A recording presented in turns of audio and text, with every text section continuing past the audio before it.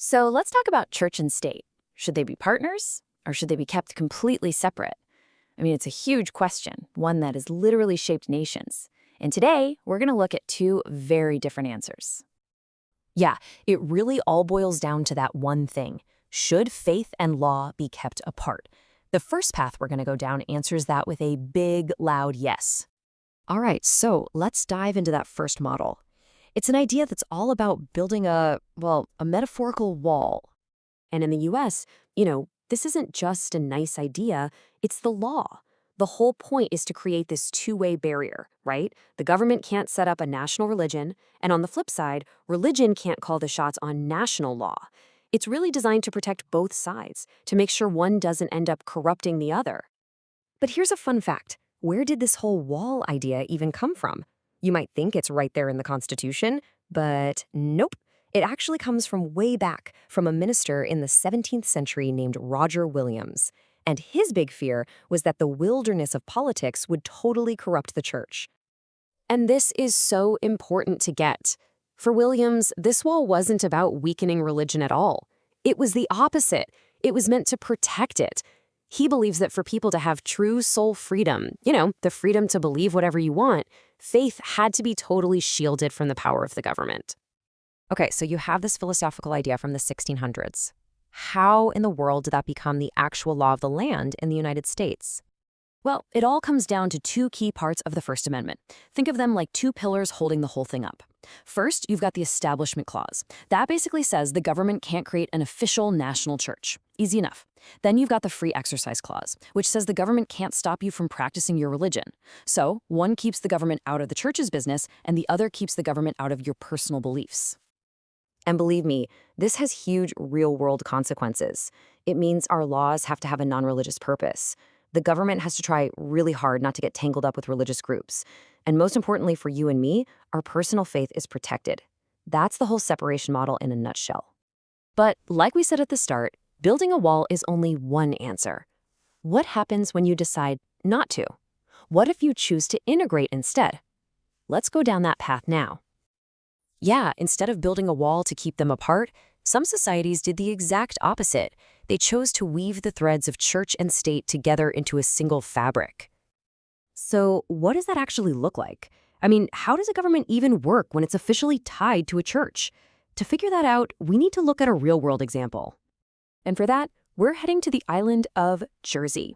It's a British Crown dependency, and it gives us this absolutely fascinating, living, breathing example of a completely different way of doing things. See, in Jersey, there is no wall, period. The state officially recognizes one church, the Church of England, as its established church, and that creates a formal legal link between the two. Let me show you how this plays out on the ground. Each of Jersey's 12 local areas, or parishes, has two leaders.